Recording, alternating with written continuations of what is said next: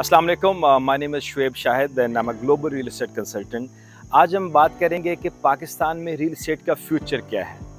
The future of real estate in Pakistan is very very bright और उसके बहुत सारी रीजंस हैं कि क्यों पाकिस्तान में रियल एस्टेट का फ्यूचर ब्राइट है। एक यूनाइटेड नेशंस में पिछले दिनों एक रिपोर्ट पब्लिश हुई थी, उसमें ये था कि 63% जो लोग हैं वो जो गांव में या रूरल एरियाज़ में रहते हैं वो शहरों में रहना शुरू कर देंगे बाय 2030। तो जब बाय 2030 शहरों के अंदर लोग रहेंगे तो शहरों की जो रियल एस्टेट है उसको बहुत स्मार्ट होना चाहिए, उसको बड़ा हाई एंड होना चाहिए, उसको सस्टेनेबल होना चाहिए, उसको फ्यूचरिस्टिक होना चाहिए।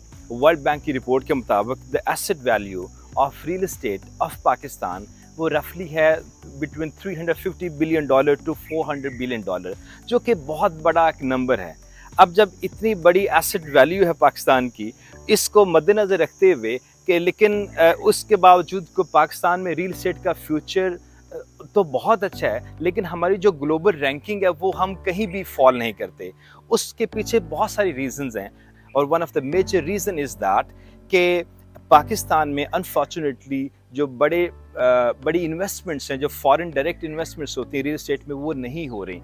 And there are so many reasons in that कि वो क्यों नहीं हो रही। वो हमारे गवर्नमेंट के एंड पे, हमारी पॉलिसी मेकिंग के एंड पे, हमारे जो बाय लॉस हैं रियल एस्टेट के हवाले से वो इतने स्ट्रिक्ट हैं कि वो इनकरेज नहीं करते इंटरनेशनल इन्वेस्टर्स को वो पाकिस्तान में आएँ और यहाँ पे इन्वेस्ट करें।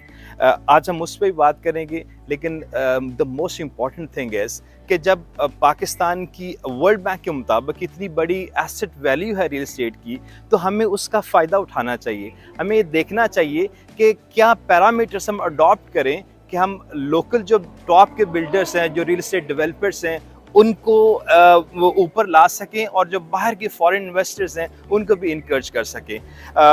इस हवाले से इन सारी प्रॉब्लम्स के बावजूद मैं समझता हूँ कि जो लोग रियल एस्टेट में इन्वेस्ट कर रहे हैं, particularly in the luxury segment, and there are so many the projects which are in Pakistan, जिसका मैं भी आगे चल के उसका जिक्र भी करूँगा, तो उन्होंने इन सारी प्रॉब्लम्स के बावजूद, इन सारे इश्यूज़ के बावजूद जो वो इश्यूज़ फेस कर रहे हैं, उन सारे इश्यूज़ के बावजूद उन्होंने ये रिस्क लिया to invest in a country like Pakistan. तो जब when we talk about like the projects in Islamabad, the projects in Lahore, the projects in Karachi, तो ये इन प्रोजेक्ट्स की वर्थ बिलियंस ऑफ डॉलर्स है।